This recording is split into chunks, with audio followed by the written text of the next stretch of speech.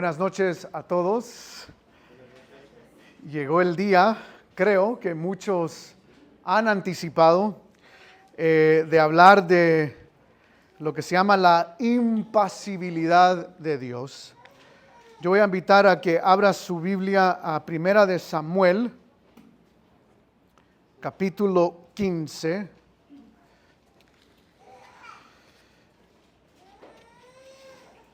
Primera de Samuel, capítulo 15. Y voy a hacer la serie en dos partes porque quiero ir lento. El dilema es que el próximo viernes, porque es 4 de julio, no va a haber estudio bíblico el próximo viernes, o lo puede apuntar o recordarse. Pero debido al hecho de que no tendremos estudio bíblico, entonces es simplemente de recordar muchas de las cosas que vamos a hablar el día de hoy para luego en 2 semanas poder finalizar lo que vamos a iniciar en esta noche. Para comenzar, antes de entrar al texto en Primera de Samuel, vamos a ver 2 versos. Quiero hacer un ejercicio con usted. Simplemente quiero que observe 3 frases y en su mente no tiene que decirlo a voz alta, ahorita vamos a ver. Simplemente quiero que vea si está de acuerdo o no con estas frases. Usted las puede ver en la pantalla, yo las voy a leer para aquellos que luego escuchen el audio y simplemente piense unos minutos y reflexione en esto. Primera frase: estamos en una relación personal y mutua con Dios, en la que nosotros actuamos en obediencia a la voluntad de Dios y Dios actúa en base a nuestras peticiones. O nomás usted piense si esa frase verdaderamente refleja quién es Dios o nuestra relación con Dios, si es verdadero o falso. Segunda frase: Dios es amor, significa que en su esencia Dios siente amor. Y de nuevo, recordando esa palabra, ontológicamente estamos hablando de los atributos de quién es Dios en su ser, en su esencia. Esta es la segunda frase: verdadero o falso, Dios es amor, significa que en su esencia Dios siente amor. Y la tercera frase es: Dios se hizo vulnerable al morir por pecadores, sabiendo que nosotros íbamos a herirle, a traicionarle y romperle el corazón. Y esta es una idea muy frecuente. Se escuchan muchos sermones en inglés y en español de predicadores diciendo que cuando Cristo murió en la cruz, ese fue un acto vulnerable porque lo hizo sabiendo que algunos no lo iban a aceptar, que algunos lo iban a rechazar y que le iban a romper su corazón y iban a romper el corazón de Dios. Y de nuevo, estamos refiriéndonos aquí: es verdadero o falso en el sentido de la esencia de Dios. En su ser podemos romper el corazón de Dios. No quiero pasar mucho tiempo aquí en el sentido de pasar todo el rato aquí, pero primer frase: ¿cuántos dicen verdadero? ¿Cuántos dicen falso? ¿Cuántos no quieren participar? Ok, ahorita regresamos a esa. La segunda frase: ¿verdadero o falso? ¿Verdadero? ¿Falso?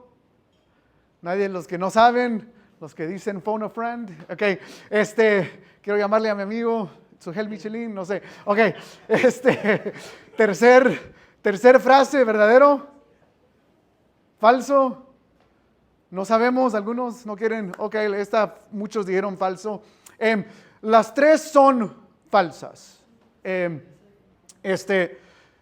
Dios contesta nuestras peticiones, pero la idea aquí es: Él no está obligado a hacerlo. Muchos teólogos hablan que para tener una relación verdadera con Dios, Dios tiene que contestar todas mis peticiones en el sentido de como yo quiero que sean contestadas. Y esa idea es falsa, pero de nuevo, muchos teólogos modernos o eruditos modernos argumentan que para que nosotros tengamos una relación real con Dios, Él tiene que doblarse a mis peticiones. Algunos como que estaban, ¿será o no será? Y de nuevo es falso, y esto lo vamos a ver en 2 semanas. Esto nomás para que usted vaya agendando y no falte. Pero en 2 semanas vamos a ver el hecho de que la Biblia dice Dios es amor. La pregunta ¿es un sentimiento en Dios el amor? Y eso lo vamos a ver en 2 semanas. Pero algunos argumentarían que en su esencia, que en el ser de Dios, cuando la Biblia dice Dios es amor, significa que Él siente amor. Y eso es falso. Dios no siente amor, y se lo voy a comprobar en 2 semanas. Le estoy advirtiendo que en 2 semanas habrá una respuesta a esa frase. Si me pregunta hoy, yo le voy a decir, espérese en 2 semanas. Nomás para que estemos al tanto en eso. Y luego esta última frase también, aunque es muy popular hoy en día, es falsa porque nosotros no podemos romperle el corazón a Dios. Y vamos a tratar cierto de esta idea el día de hoy, en cuanto a podemos nosotros quebrarle el corazón a Dios. Can I break God's heart? La frase en inglés, puedo yo romperle el corazón a Dios, y esa frase también es falsa. Quiero que leamos 2 versos. Primera de Samuel 15. Si alguien de este lado puede leer el verso 11 y luego alguien de este lado leer el verso 29. De este lado una persona el verso 11 y de este lado el verso 29. Me pesa haber puesto por rey a Saúl, porque se ha vuelto de en pos de mí y no ha cumplido mis palabras. Y se apesadumbró Samuel y clamó a Jehová toda aquella noche. Ok. Y aquí primera de Samuel 15, 11. Bueno, 29, perdón, 29. Sí. Además, el que es la gloria de Israel no mentirá ni se arrepentirá, porque no es hombre para que se arrepienta. Perfecto. El 11 dice la palabra pesa o me pesa. Ahorita lo vamos a ver en un slide. Pero en hebreo es la palabra naham. Y luego el 15:29 dice Dios no es hombre para que se arrepienta. Pero en el hebreo es la misma palabra. Y entonces la pregunta es, ¿cuál es? Porque por un lado hay un verso que dice que Dios se arrepintió o le pesó, pero la palabra hebrea es arrepentirse. Se arrepintió de haber puesto a Saúl rey. Y aún el verso dice que es traducción adecuada en el sentido de me pesa haber puesto por rey a Saúl, y algunas traducciones dicen y le dolió. Y por otro lado, de nuevo el verso 29 dice que Dios no es como nosotros, en el sentido de que Él miente, se arrepiente, porque no es hombre para que Él se arrepienta. Este es el dilema. 2 versos, mismo capítulo, misma historia. El contexto es de Saúl desobedeciendo a Dios. Y de nuevo, no es que estamos brincando. En un mismo contexto, en un mismo capítulo, tenemos un verso que dice Dios le pesa o tiene emociones, se arrepiente. Y por otro lado hay otro pasaje que afirma que Dios no se arrepiente. Y entonces en 2 semanas vamos a llegar a una conclusión con esto, porque es un problema hermenéutico. ¿Cómo leemos las Escrituras? Ese es parte de lo que nosotros tenemos que entender, y en 2 semanas voy a darle esa respuesta. Pero el día de hoy quiero establecer qué es la impasibilidad de Dios. Es un término que obviamente nosotros no lo hablamos hoy en día. No es algo que nosotros decimos frecuentemente, y mucho menos algo que se habla en las iglesias. Lo que sí quiero darle a entender es, voy a poner 2 cosas aquí. Siglo XIX, ahorita voy a explicar esto, y déjeme deletrear bien el nombre de esta persona, Jürgen Moltmann. Y luego, este es un erudito, que es importante esta persona en por qué ciertas cosas, por qué pensamos en Dios como un ser que siente o que tiene pasiones. Pero antes del siglo XIX no existía la idea de que Dios tiene emociones. O sea, tú y yo tenemos que entender eso. En la historia de la iglesia, estamos hablando de casi 2000 años, donde nadie en la historia de la iglesia decía frases como le voy a romper el corazón a Dios, o voy a entristecer a Dios, o Dios tiene sentimientos. Esa idea inicia en el siglo XIX por dos razones. El mundo había atravesado 2 guerras mundiales y este personaje, Jürgen Moltmann, es famoso porque él sobrevivió lo que se llama o estuvo presente en la época donde los nazis estaban encarcelando a los judíos y tratándolos mal. Y entonces, en una manera de burla, los nazis decían a los judíos, ¿dónde está tu Dios? ¿Dónde está Dios? Mira lo que te está pasando, ¿dónde está Dios? Y Moltmann respondió a esa pregunta de esta manera: Dios estaba ahí y él también sufría. Fue Dios quien sufrió en la cámara de gas, fue Dios quien colgó en la horca.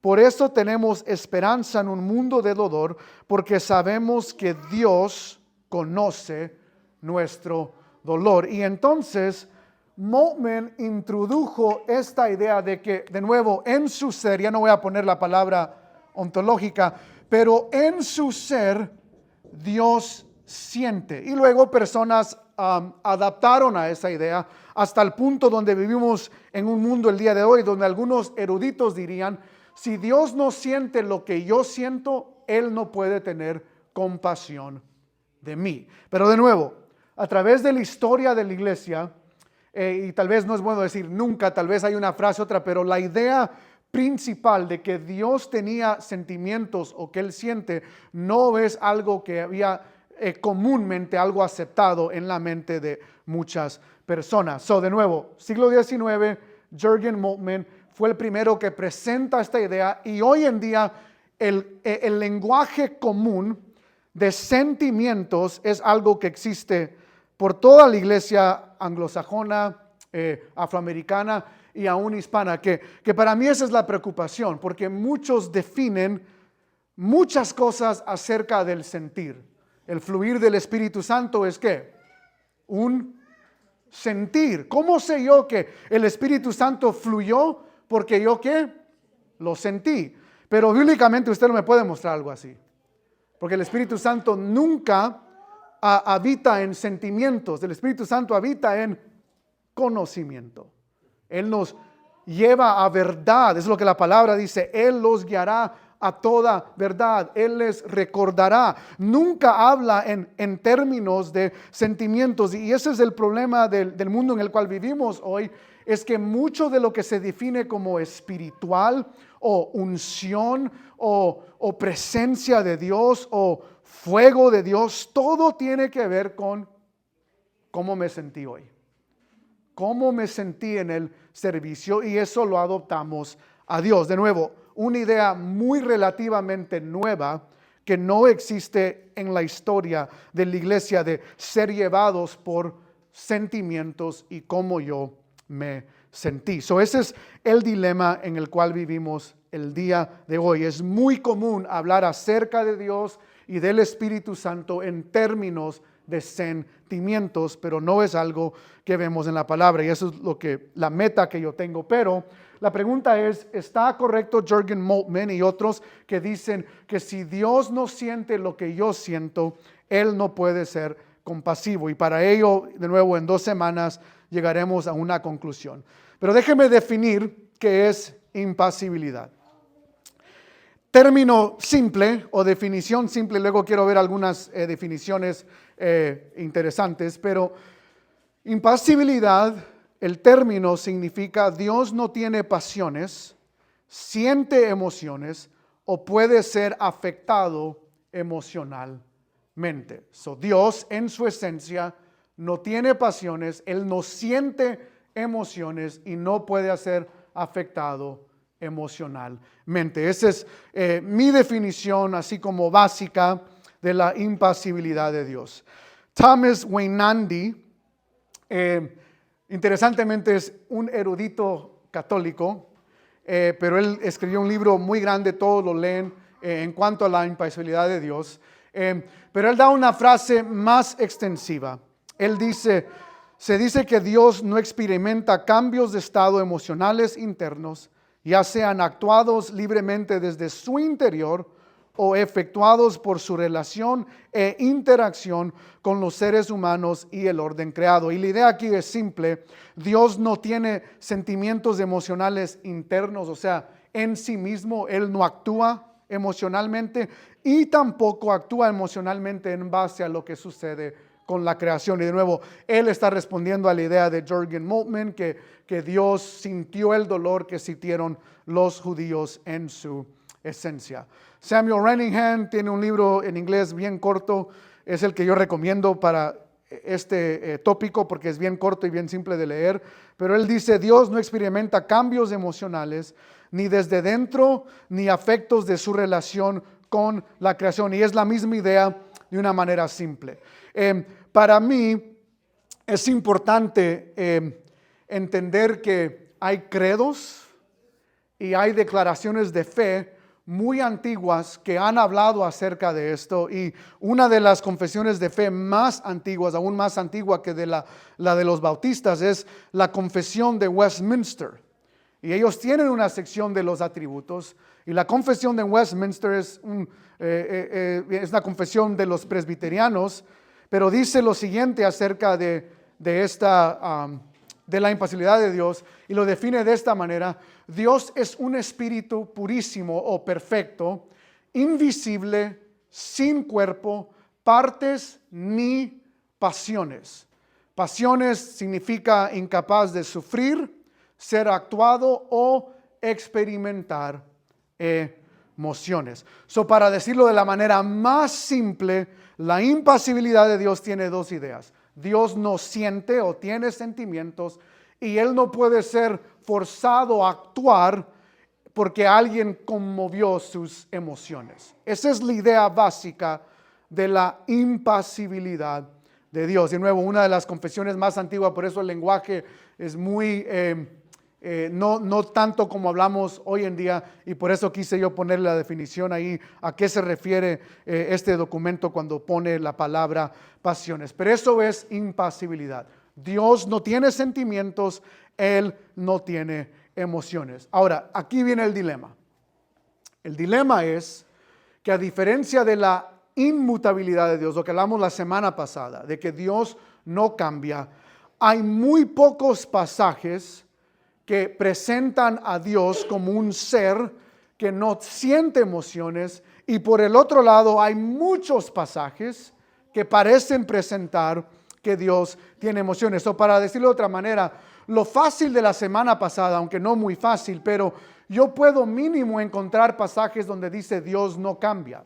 Y hay varios pasajes, el mismo ayer y hoy y para siempre. Y eso se dice acerca de Jesús, es el mismo ayer, hoy y para siempre. Pero en cuanto a las emociones, técnicamente no hay muchos pasajes que dicen que Dios no siente. El que leímos en Primera de Samuel es uno, pero aquí le voy a dar algunos ejemplos. Son los únicos 4 que podemos ir para argumentar en cuanto a Dios no tiene sentimientos. Números 23:19 dice: Dios no es hombre para que mienta, ni hijo de hombre para que se arrepiente. Ahí está la frase Naham, de arrepentirse. Él dijo y no hará, habló y no lo ejecutará. Y de nuevo, este pasaje también lo usamos para la inmutabilidad, y parte de la razón por la cual creemos que Dios no es conmovido o tiene emociones es por lo mismo de que Él es un Dios que es estable, no cambia, y si no cambia tampoco puede ser conmovido y cambiar en base a sus emociones. Pero ese es un pasaje. El pasaje de primera de Samuel 15:29 es el otro. Y de allí solo podemos usar otros pasajes que nos están aclarando que Dios no es humano. Y por ejemplo, Juan 4:24, no le puse toda la frase, pero Juan 4:24 dice, Dios es ¿qué? Espíritu. Y hay que adorarle en espíritu y en verdad. La idea aquí es, Dios no es humano. Por eso hablamos del lenguaje antropomórfico y voy a regresar ahí el día de hoy. Pero esta es la idea. Hay muchas frases de Dios siendo luz, radiante y todo lo demás. Pero en esencia Dios no es como nosotros. O es uno de los pasajes que teólogos usan. No tanto porque habla de emociones, pero nos da una claridad que habla de la esencia de Dios y que Dios es un ser espiritual, igual que los ángeles son seres espirituales o los huestes del cielo son seres espirituales. Y el último pasaje es Hechos 17:29, que dice, siendo pues linaje de Dios, no debemos pensar que la divinidad, es decir, el ser de Dios, sea semejante a oro o plata o piedra, escultura de arte y, aquí está la frase que muchos usan, y imaginación de hombres. Que en otras palabras es, no construyamos a un Dios, esa es parte de la idea, a nuestra imaginación, a yo crear mi propio Dios que yo quiero tener. Pero otros teólogos argumentan que la idea es, no te imagines a Dios como un hombre. Y probable que las dos son válidas aquí, pero el punto en el texto principal es, no te hagas ídolos. Esa es la idea de por la cual Pablo está diciendo lo que está diciendo en este pasaje, es no hagas a Dios semejante a como las naciones hacen a otros dioses o creen en otros dioses. Y de nuevo, en base al contexto, algunos creían que seres humanos, los griegos creían que algunos seres humanos eran seres divinos, y por eso algunos teólogos dicen que también aplica ahí, no te imagines a Dios como un hombre. Pero de nuevo, estas dos vienen por, no tanto que están precisamente en el texto, es por implicación, o sea, el texto nos lleva ahí. Estos dos pasajes claramente dicen que Dios no se arrepiente, que Él no tiene emociones. Y that's it. 2 versos nada más. El dilema es, y esto lo vimos la semana pasada, y es donde yo quiero entrar a que nosotros veamos esto el día de hoy, es que hay muchos pasajes que dicen lo opuesto, es decir, hablan en contra de el hecho de que Dios no tiene emociones. Hablan en contra del hecho de que Dios no tiene sentimientos y no actúa en base a sus sentimientos. Y aquí les voy a poner algunos ejemplos precisamente con la palabra arrepentirse. Aquí hay varios y quiero ir a algunos de estos pasajes porque quiero que lo veamos más detalladamente. Génesis 6:6 dice, y se arrepintió Jehová de haber hecho hombre en la tierra y le dolió en su corazón. Y aquí algunos dirían, yo pensé que no podíamos romper el corazón de Dios, pero aquí el pasaje dice, le dolió, y le voy a dar la definición hebrea.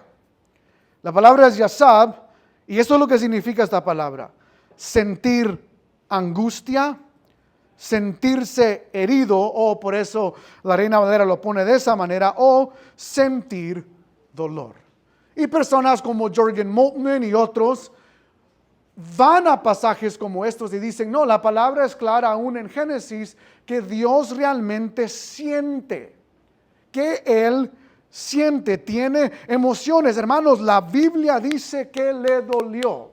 Y de nuevo, tenemos que lidiar con qué hacemos con pasajes donde dice Dios no siente, y luego con pasajes que dicen que sí siente, aunque los pasajes que dicen que sí sienten son mucho más que los pasajes que dicen que Él no siente. Y de nuevo, tenemos que ir aquí porque este es el problema con muchos que estudian la Biblia. La Biblia dice, pero no piensan canónicamente, no piensan en el contexto en el cual está y por qué el pasaje presenta lo que presenta. Y ese es el dilema con el cristiano, que solo sacan la frase, la Biblia dice, pero nunca consideran el contexto o todo el canon bíblico, donde yo puedo, por decir la Biblia dice, terminar haciendo algo que la Biblia, o decir algo que la Biblia realmente no dice. Pero aquí el pasaje es claro, el pasaje dice que se arrepintió y él sintió dolor, y tenemos que ver por qué existen estas frases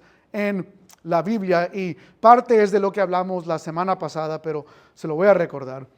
Primera de Samuel 15:11 ya lo leímos, pero de nuevo la misma palabra me pesa, es la misma palabra naham, me arrepiento, dolor de haber puesto por rey a Saúl. Éxodo 32:14, esto lo vimos la semana pasada con Moisés. Entonces Jehová se arrepintió del mal que dijo que había de hacer a su pueblo. Y de nuevo recuerden aquí, el contexto es, Dios dice, voy a destruir a Israel. Moisés ora, intercede por la nación, y luego tenemos esta palabra que de nuevo arrepentirse, la idea de que Dios sintió o fue conmovido y dijo, Moisés, me conmoviste tanto que ya no voy a destruir a Israel. Y luego Amos 7:4-6, si quiere vamos a Amos 7 para leer todo el verso ahí. Amos capítulo 7.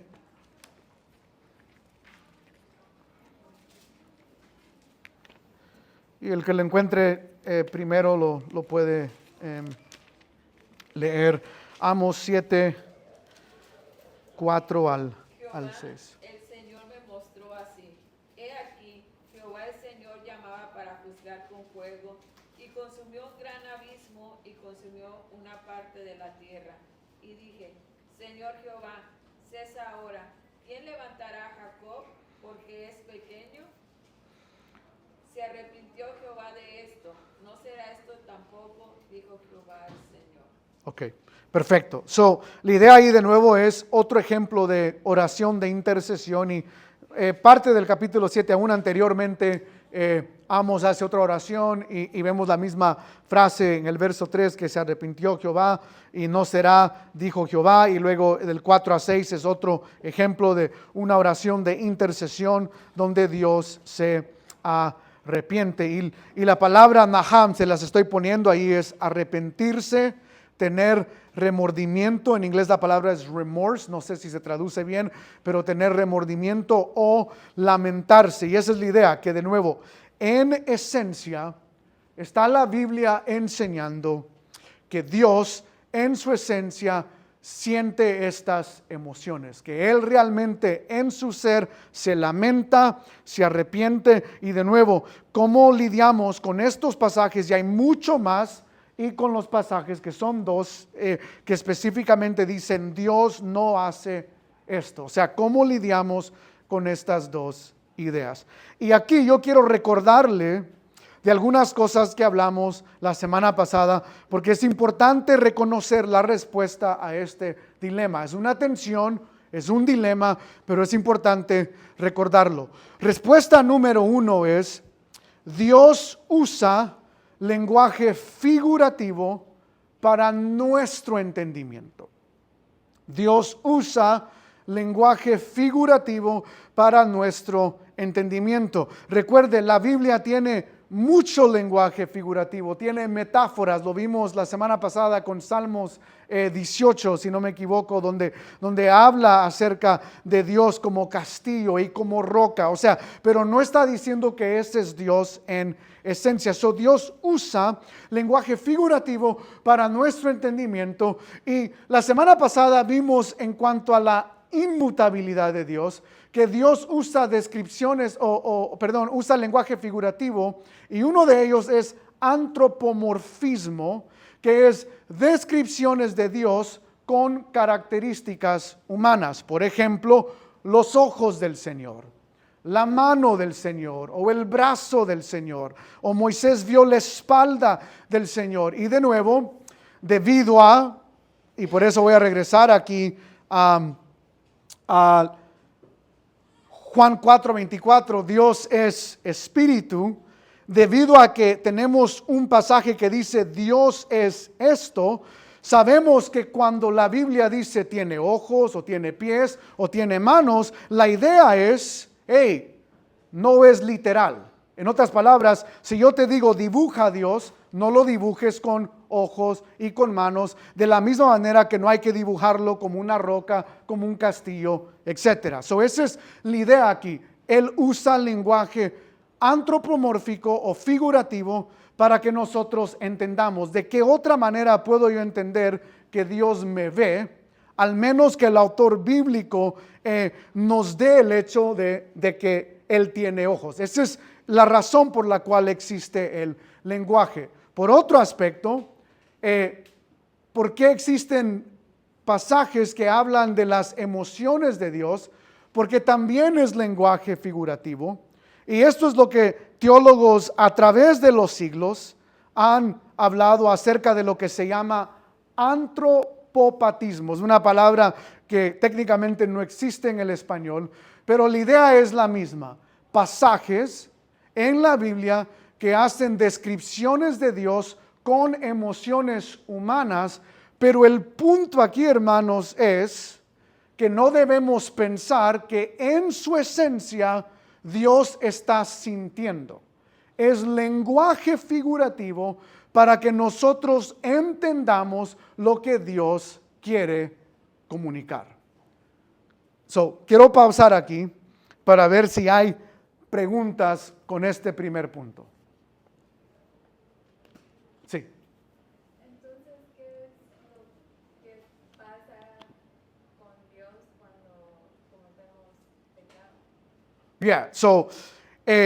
Cuando nosotros cometemos pecado, no tiene nada que ver con algo emocional. Dios no responde emocionalmente a nuestro pecado. Él responde con justicia porque Él es santo, pero no tiene nada que ver con emociones. Y es muy buena la pregunta por un slide que tengo que también tenemos que lidiar con ello, que ahorita no lo dije aquí, pero déjenme regresar nomás uno más. Estos pasajes hablan de acciones de Dios. La pregunta que tú acabas de hacer tiene más que ver con la esencia. Ahorita voy a regresar a tu pregunta. Pero esto habla de acciones de Dios. Estos son los pasajes que reflejan acciones de Dios y para mí un poco más fácil de contestar al dilema, pero sí es un dilema. Pero de nuevo, teólogos han dicho, estos pasajes de acciones, parte de lo que tenemos que entender es lenguaje figurativo para nuestro entendimiento, tanto antropomorfismo como en este caso serían antropopatismos. Pero de nuevo, vamos a tener que regresar a esto también. Pero alguien más que tenga una pregunta, solo quiero que eso queda claro. O sea, no tiene que estar de acuerdo conmigo, pero queda claro la idea del lenguaje figurativo, ¿verdad? Metáforas que vemos en la Biblia, de nuevo, no hablando de la esencia de Dios, es simplemente para nuestro entendimiento. Y entonces teólogos han dicho, hey, esto se ve frecuentemente a través de la Biblia. Ahora, ¿por qué Dios usa lenguaje figurativo? En parte es para mostrar intensidad. Y de nuevo, solo quiero regresar para que entendamos la idea aquí. Dios fácilmente pudo haber dicho, estoy enojado con el mundo por su pecado y dejarlo así. O por causa del pecado voy a destruir. Pero el punto aquí es que la comunicación que Dios quiere que su pueblo entienda es, hey, lo que ustedes han hecho es algo fuera de lo normal. Es algo fuera de lo común. Y de nuevo, ¿cuál es el contexto de Génesis 6? Ángeles caídos han tenido relaciones con mujeres del mundo, con mujeres de la tierra, y estos ángeles caídos han tenido relaciones con estas mujeres que en la clase de demonios y ángeles, hablando en inglés, voy a argumentar, este es el primer pasaje donde vemos en la Biblia posesión demoníaca, porque ángeles son seres espirituales y no pueden tener relaciones con mujeres íntimas y dar a luz. Eso es claro cuando Jesús dice, hey, cuando le preguntan acerca del divorcio y Jesús dice, ¿con quién se va a casar esta persona que tuvo 7 maridos? Y Jesús dice, no pienses en el reino de quién se va a casar con quién, porque seremos como los ángeles del cielo. Y la idea es que no hay matrimonio en el cielo y no hay esta idea de personas, ¿cómo se llama? Ángeles teniendo o procreando. Pero el punto aquí es, ¿cómo entonces estas personas dieron a luz? Es porque ángeles caídos poseyeron cuerpos humanos, tuvieron relaciones íntimas con mujeres. Y de nuevo, Dios no dijo, oh, pecaron, viene juicio, no. Él quiso que entendiéramos algo, el pecado es grave. Y la única manera para nosotros poder entender que el pecado es grave, Dios tuvo que usar lenguaje antropomórfico. Hey, me arrepiento de haberlos hecho. No porque en su ser Él no sabía que esto iba a ocurrir, no porque en su ser Dios no es omnisciente, no porque en su ser Dios cambia de opinión y dice hoy te creo y mañana te destruyo. No, la idea aquí es, usando el lenguaje figurativo, es el pecado es tan grave que yo tengo que comunicarlo de una manera que tú lo entiendas. Y ese es el ejemplo en todos estos pasajes. Si estamos claros en la intensidad del lenguaje. Esa es la razón por la cual Dios usa lenguaje figurativo. Y en tercer lugar, que es lo que hablamos la semana pasada, parte de esto es la realidad de que existen condiciones universales. ¿A qué me refiero? Y esto quiero explicarlo bien porque la semana pasada siento que lo hice muy a la ligera. Pero lo que me refiero con condiciones universales es, hay 2 ideas aquí. El ser de Dios es tanto justicia y a la vez misericordia. O sea, Dios es ambas, misericordia, o podemos poner amor también. La justicia se ve cuando alguien peca. La misericordia, el amor de Dios se ve por su gracia, nos da lo que no merecemos y porque nos da perdón, específicamente perdón de pecados. O sea, nos perdona nuestros pecados. El punto aquí es, estas 2 condiciones universales, existen a través de la historia de la Biblia. Dios en su ser es justo y vamos a ver el atributo de justicia, que es un atributo que Dios comparte con nosotros, y Dios es un Dios de misericordia y de amor. Esas realidades en su ser son verdaderas por todo el universo. Por lo tanto, porque Dios es justo, hay una condición universal. Esto es a lo que me refería la semana pasada, que lo vemos en estos pasajes. De nuevo, tomando el ejemplo de Éxodo 32, ¿qué es lo que sucede ahí? Israel, con la ayuda de Aarón el sacerdote, hace un becerro de oro y dice, este becerro, solo para darle la ilustración, Aarón presenta el becerro de oro y no dice es un nuevo ídolo, él dice este es ¿quién? Yahweh, usa el nombre de Dios. Este es su Dios que lo sacó de la tierra de Egipto. Y debido a ese acto, Dios es justicia. ¿Eso es adoración o pecado? Pecado. Aunque Él dijo, vamos a adorar a Yahweh. Yo uso este ejemplo mucho para hablar de mucha música cristiana que según está adorando a Dios, pero no lo hace de una manera bíblica. Es exactamente el pecado que hizo Aarón. Construyó su propia idea de Dios y dijo, hey iglesia, vamos a adorar a Dios. Y Dios no dijo, oh, esa es adoración que yo acepto.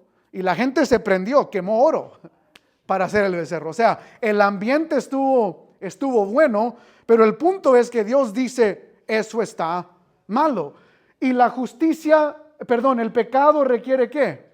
Justicia, porque Dios es santo. ¿Entienden la idea? Dios nunca va a dejar de ser santo y por lo tanto esa condición universal de aquel que peca merece el castigo o la justicia de Dios, que es exactamente lo que vemos aquí. Por eso Dios dice, los voy a destruir. Ahora, ¿qué pasa? Moisés hace intercesión por el pueblo, ora por el pueblo. Y Dios también es ¿qué? Misericordioso y un Dios de amor. Es otro aspecto de su ser que abarca otra condición universal, donde porque Dios es misericordioso, aún por la oración de intercesión de Moisés, en vez de darle lo que merecía al pueblo, les dio ¿qué? Gracia. Y les perdonó su pecado. Ahora, la pregunta es, ¿quién cambió? Y esto es lo que quiero que entiendan. ¿O fue Dios conmovido por la oración de Moisés? No fue algo emocional. No fue que Dios dijo, ay Moisés, me robaste el corazón. Héctor estaba cantando, me estaba dando serenata antes de empezar con Alex Campos. Ahorita me acordó del canto, pero esa no es la idea, hermano. No es que Dios estaba, ay, mi corazón, y me sentí maripositas en mi estómago. No, Dios dice, yo soy un Dios de misericordia. He escuchado la oración de Moisés. Voy a tener gracia y voy a perdonar el pecado del pueblo de Israel. El punto aquí es, el cambio no fue en Dios. El cambio verdadero y el arrepentimiento verdadero fue en el pueblo a través de la oración de Moisés. Ahora hubo un castigo porque en parte no los destruye Dios, pero terminan tomándose el oro, o sea, tuvieron que quemar el becerro de oro, terminan tomándose el oro. Pero este es el punto que yo quiero que ustedes entiendan, de que parte de este lenguaje también nos revela la realidad de que Dios, por quien Él es, existen condiciones universales, donde siempre el pecado alguien lo va a tener que pagar. Y nosotros sabemos que Cristo ha pagado la paga del pecado para todo aquel que cree en Él. Y por otro lado, si nosotros o aquel que no pone su fe en Cristo, recibirá ¿qué? La justicia de Dios. Es algo universal. Desde que Adán y Eva pecaron, esta realidad existe. Dios es justo, el pecado alguien lo va a tener que pagar. Y por otro lado, esta realidad existe de que Dios es un Dios de misericordia y amor, y por lo tanto Él perdona pecado y da gracia a aquel que no la merece. Esa es la idea aquí. A eso es lo que me refiero con Dios usa este lenguaje condicional. Y todos los pasajes de acciones revelan esta realidad. Dios dice, voy a destruirte porque Él es justo. Hay un acto del ser humano, hay un cambio, en otras palabras, en el ser humano. Y luego Dios dice, ok, yo soy misericordia y por lo tanto decide mostrar misericordia. De nuevo, estos pasajes existen por lenguaje figurativo, que Dios quiere que nosotros entendamos algo acerca del pecado. Y por otro lado, parece ser que hay cambios o cambios emocionales, porque Dios no es que está cambiando, Él está ejerciendo realidades de quién Él es a través de condiciones universales. De nuevo, porque quiero asegurarme que no he confundido a nadie aquí. Preguntas en cuanto al aspecto, déjeme cambiar esto, de la idea de estas realidades condicionales. Ahorita no sé, me venía a la mente lo que estaba explicando ahorita. No es como, por ejemplo, cuando uno no conoce al Señor y lleva una vida que Pecaminosa, sí. De tomar, de andar con un hombre, por ejemplo, varias Sí. cosas. El Señor en su gracia, en su misericordia nos perdona, pero las consecuencias están ahí. Yes. Es porque yo me lo busqué Sí. en un pasado. Ahora, porque yo creo que el Señor no hace nada más para demostrar que Él es santo, su justicia y su santidad. Entonces, no es que el Señor haya cambiado, no es que el Señor haya sentido, sino que nosotros son las consecuencias de mi pecado que yo hice. Yes. Exacto. Y esa es la idea de que debido a que Dios es justo, todos los pecados que yo cometo van a tener consecuencias. Y es un buen ejemplo. Aún cuando yo vengo cuando Cristo me salva, para decirlo claramente, esas consecuencias de mi pecado pasado a veces no se borran. O sea, yo tengo que lidiar con esas cosas. Yo he conocido a personas que conocen a Cristo, Cristo los salva, los redime y cambian totalmente, pero todavía tienen que ir a corte porque por un delito que cometieron en su vida antes de Cristo o tienen que lidiar con una familia que ellos mismos destrozaron, y no significa que Dios no los ha redimido, pero esa consecuencia sigue. Son muy buen el ejemplo. Donde iba a la iglesia, cuando estaba chiquilla, Sí. cuando él antes de conocer al Señor tomaba mucho, demasiado.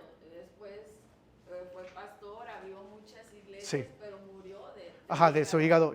Sí, exacto, So, el vicio del alcohol afectó su cuerpo y al final fue lo que lo terminó matando. Y de nuevo, esas realidades, aun cuando Dios nos salva, sí existe esa consecuencia del pecado, porque de nuevo es un aspecto universal, es una condición universal. Pero eso quedó claro. O sea, no he perdido a nadie de nuevo. Esto lo hablamos la semana pasada, muchas de esas ideas, Stephen Charnock, el puritano, lo habla mucho, explicando la inmutabilidad de Dios, y esas ideas también abarcan para explicar esta idea de la impasibilidad de Dios. Ahora, de nuevo, estos pasajes que yo acabo de hablar, que esta es la diferencia con la inmutabilidad, pero estos pasajes son acciones de Dios. Aquí viene el dilema. El dilema es, y ahorita regresando a la pregunta que me hicieron casi al inicio, hay pasajes que hablan de la esencia de Dios con lenguaje emocional, y aquí es muy difícil simplemente decir Dios está usando esto como un antropopatismo por la manera en que esto está describiendo a Dios. Por ejemplo, Éxodo 20 verso 5 dice: no te inclinarás a ellas, ni las honrarás, porque yo soy Jehová tu Dios fuerte, y aquí está la frase, celoso, que visitó la maldad de los padres sobre los hijos hasta la tercera y cuarta, y se me lo voy a poner ahí, generación. Celos es ¿qué? Sentimiento, es emoción. Dios dice, se basa en el segundo mandamiento de no hacer imágenes acerca de Dios, y las razones, Dios dice, porque yo soy celoso. Parte de las razones, yo soy celoso. Romanos 12:19, no os venguéis vosotros mismos, amados míos, sino dejad lugar a la ira de Dios, porque escrito está, mía es la venganza, yo pagaré, dice el Señor. ¿Qué es ira? Sentimiento, es enojo, o sea, es sentimiento intenso, porque no dice enojo, dice la ira de Dios. O sea, Dios tiene ira, y de nuevo, aquí estamos ya lidiando en su esencia. Y el último pasaje, y nosotros hemos conocido y creído el amor que Dios tiene para con nosotros, y aquí está la frase donde yo me voy a enfocar en 2 semanas: Dios es amor, y el que permanece en amor, permanece en Dios y Dios en él.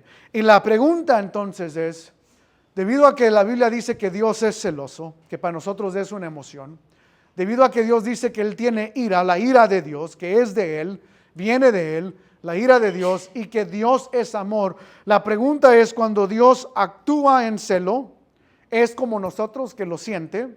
O cuando actúa en ira, que fue la pregunta que se me hizo anteriormente, que acerca del pecado y esta idea de ira, de justicia, es que Dios siente ira, o sea, se enciende Dios y luego actúa en ira, y luego el hecho de que Dios es amor. Realmente la Biblia está diciendo que Dios siente esta emoción. Y déjeme tal vez lidiar con la idea de la ira de Dios. La ira de Dios en sí no es un atributo de Dios. Esto lo aprenderemos cuando hablemos de la justicia de Dios. La ira de Dios es expresión de la justicia de Dios. La Biblia dice que Dios es justo. La expresión de esa justicia es su ira, de que Dios juzga el pecado, de que Dios trae juicio hacia el pecado. Pero de nuevo, el hecho de que Dios traiga juicio no significa que Él siente el enojo para luego traer este juicio. Ese es lo que quiero que entendamos. Y de nuevo hay una gran explicación de lo que tiene que ver con el celo de Dios y cómo pensamos en ese término. Pero en 2 semanas yo quiero iniciar aquí. ¿Cómo lidiamos con estos pasajes? Y específicamente el de amor, pues porque es el que muchos usan para decir, la Biblia dice Dios es amor. Y el amor es un sentimiento y por lo tanto Dios tiene que sentir amor para amar. Y yo le voy a comprobar, espero poder comprobarle en 2 semanas, por qué el hecho de que la Biblia dice Dios es amor no significa que Dios siente amor. Y eso es algo que veremos. Pero, de nuevo, aún si hay preguntas de estos, tal vez conteste, tal vez no, pero quiero terminar aquí con la idea de que existen estos pasajes de la esencia de Dios que presentan a Dios como celoso, como un Dios de ira, como un Dios de amor, y tenemos que pensar cómo respondemos a esto si Dios no tiene emociones.